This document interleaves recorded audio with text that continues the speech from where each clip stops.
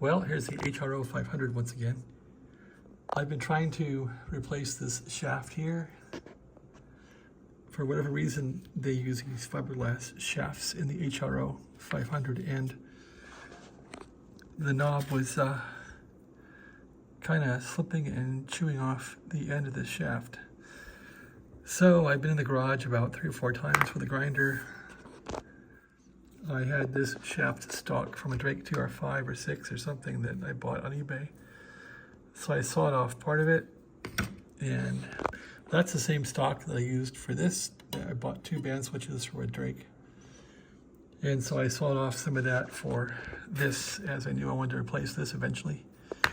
And it's really painful because I don't have a machine shop, and I'm not very skilled at machining, so I've been kind of cutting that by eye. And you can tell it's not a very nice cut, but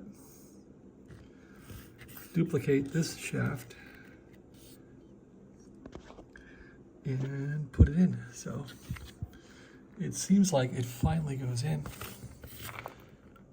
This box for the VFO seems really close, but anyway, seems like it finally goes in this thing.